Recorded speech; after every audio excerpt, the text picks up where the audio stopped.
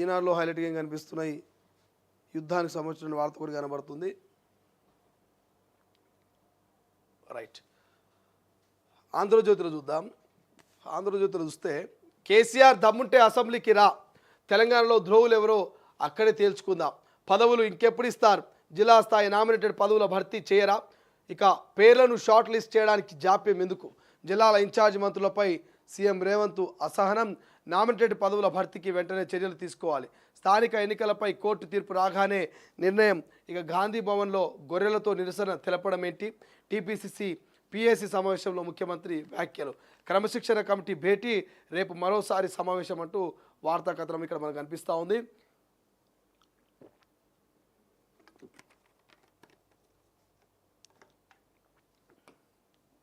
Right, Telangana ద్రోహులు ఎవరో అక్కడే తెలుసుకుందాం, గోదావరి కృష్ణా జలాలు బనకచర్లపై చర్చ పెడదాం, 3000 టీఎంసీలు వృధా పోతున్నాయని చెప్పింది ఎవరు, రోజాకు రతనాల సీమ హామీ ఇచ్చిన చవట ఎవరు, కృష్ణాలో 555 టీఎంసీల వాటా అడగకుండా 200 టీఎంసీలకు సంతకం పెట్టింది మీరు కాదా, 1,00,000 కోట్లు దోచుకున్న నిన్ను ఉరితీసినా తప్పులేదు, కేసీఆర్ సచ్చిన పాము, బీఆర్ఎస్ చచ్చిన పార్టీ, గోదావరి సెంటిమెంట్తో మంట పెట్టే ప్రయత్నం, కేసీఆర్ శకుని, మేనాలుడు హరీష్ శనీశ్వరుడు, ఇక సోనియాకు అండగా నిలవాలని బాబును వదులుకున్న, రైతు భరోసా విజయోత్సవ సభలో సీఎం రేవంత్ రెడ్డి వ్యాఖ్యలు. రైట్, ఇక కేసీఆర్కు ధైర్యం, నిజాయితీ, చిత్తశుద్ధి ఉంటే గోదావరి జలాలపై శాసనసభలో చర్చకు రావాలని ముఖ్యమంత్రి రేవంత్ రెడ్డి సవాల్ విసిరారు, దమ్ముంటే స్పీకర్కు లేఖ రాయి, చెప్పిన తేదీ నాడు అసెంబ్లీ పెడతాం, గోదావరి జలాలు తెలంగాణకు అన్యాయం చేసింది ఎవరు, ప్రాణహిత చెవెలను మార్చి 1,00,000 కోట్లు దోచుకున్నది ఎవరు, అక్కడే తేల్చుకుందామన్నారు, గోదావరిలో 3000 టీఎంసీలు సముద్రంలోకి పోతున్నాయని వాటిని రాయలసీమకు తరలించాలని 2016లో చెప్పింది మీరు కాదా, మొత్తం వివరాలతో అసెంబ్లీకి వస్తా, మీరు అసెంబ్లీకి వచ్చి చర్చించడానికి సిద్ధంగా ఉన్నారా అని నిలదీశారు. ఇక కేసు చెప్పిన తర్వాతే ఉమాభారతి ఆదేశాల మేరకు అంటూ వార్త కనిపిస్తుంది.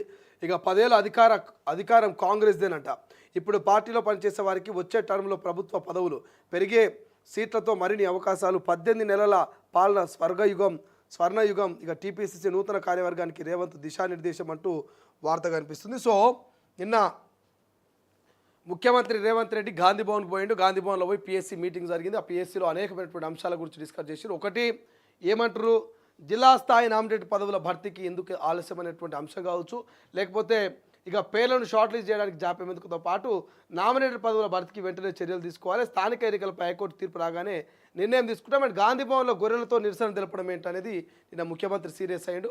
ఎందుకంటే గొల్లకుర్మ యాదవులకు సంబంధించి మంత్రివర్గంలో చోటు దక్కకపోవడం కావచ్చు, మరి నామినేటెడ్ పోస్ట్ లేకపోవడం, యాదవ కార్పొరేషన్ ఏర్పాటు చేయకపోవడం, ఇట్లా కొన్ని అంశాలని ప్రస్తావిస్తూ కొంతమంది గొల్లకుర్మ యాదవులంతా కూడా మరి గాంధీ భవన్లో గొర్రెలతోటి వినూత్న నిరసన తెలిపారు.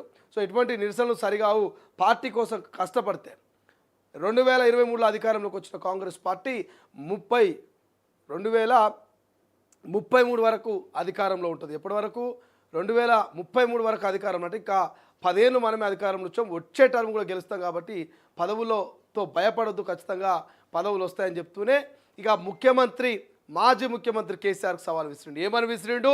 గోదావరి జలాలు కృష్ణా జలాలకు సంబంధించి అన్ని ఆధారాలతో నేను అసెంబ్లీకి వస్తా, మరి దమ్ముంటే అసెంబ్లీకి రా, స్పీకర్కు ఒక లేఖ రాసి మరి ఏ డేట్ నాడు అసెంబ్లీ సమావేశం పెట్టమనంటే ఆ రోజు వచ్చి మరి ఖచ్చితంగా మాట్లాడదాం.